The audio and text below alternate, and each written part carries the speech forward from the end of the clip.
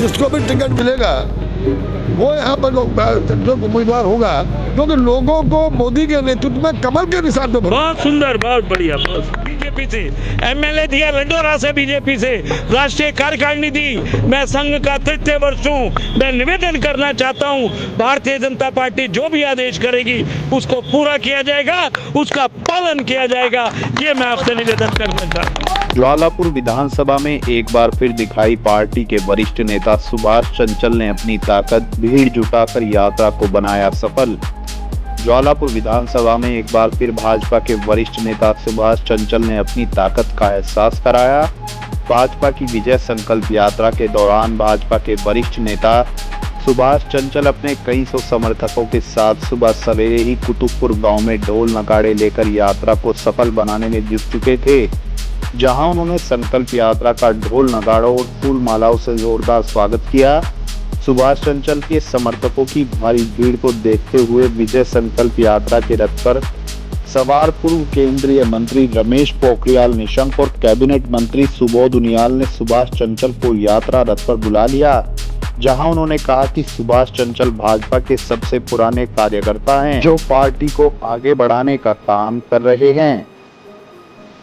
लोग दोबारा इस प्रदेश की सत्ता में आ रहे हैं, क्योंकि जिस तरह से 5 वर्षों में हम लोगों ने जो वादे जनता से किए थे, जो कहा सो किया, और जो आदरणीय प्रधानमंत्री की परिकल्पना थी, सबका साथ सबका विश्वास, सबका सम्मान, सबका साथ सबका विश्वास, उसको लेकर के आगे बढ़े और समाज के हर वर्ग को, चाहे वो महिला वर्ग हो, कमजोर लोग हों, हमारे दलित भाई हों, हमारे सैनिक भाई हों, हमारी महिलाएं हों, हमारे किसान हों, हर वर्ग के हितों की रक्षा करने के साथ साथ जिस तरह से दरिया दीदी से 1 लाख करोड़ रुपया इस छोटे से राज्य को भारत सरकार ने विभिन्न योजनाओं में दिया, ये अपने बाप में पर्याप्त कारण है। और मुझे आज खुशी ये बताते हुए भी है कि आज ही हम लोगों को जो बागवानी विकास के लिए 526 करोड़ रुपया आज ही भारत सरकार से स्वीकृत हुआ। तो जिस तरह भारत सरकार दरिया दीदी से काम कर रही है, निश्चित रूप से हम लोग 60 के आंकड़े को पार करेंगे। कितना टारगेट रखा गया है? देखिए, मैंने अभी आपसे कहा कि 60 के आंकड़े को पार करेंगे। जिस तरीके से कोई नया व्यक्ति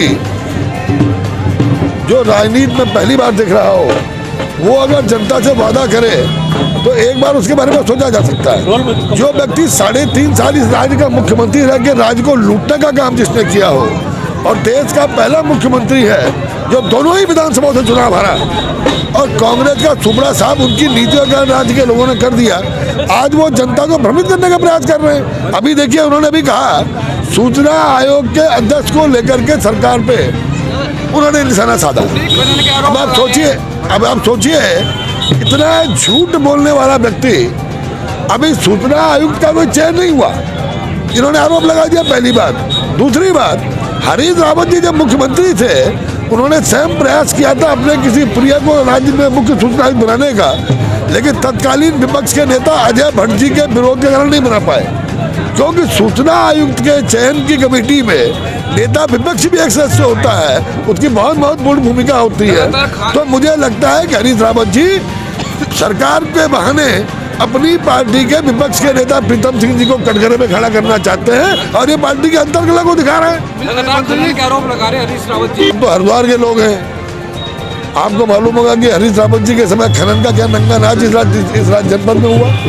151 पट्टे जो हरीश रावत जी के मुख्यमंत्री रहते हुए इस प्रदेश में स्वीकृत हुए, अगर आप इस प्रदेश के बाकी नित्यानंद स्वामी से लेकर के भगत सिंह कोश्यारी, नरेंद्र तिवारी, भुवन खनूड़ी, निशंक, विजय बहुगुणा, हरीश रावत और धामी और त्रिवेंद्र रावत और तीरथ सिंह रावत, अगर सारे मुख्यमंत्रियों के पट्टों को जोड़ दें तो वो अकेले हरीश रावत के द्वारा दिए गए पट्टों से कम है। 5 सालों में मत हुई है। जिसको भी टिकट मिलेगा वो यहाँ पर जो उम्मीदवार होगा, क्योंकि लोगों को मोदी के नेतृत्व में कमल के निशान पे बहुत सुंदर, बहुत बढ़िया। चंचल जी भी देश में है, लगातार पब्लिक में बने हुए हैं।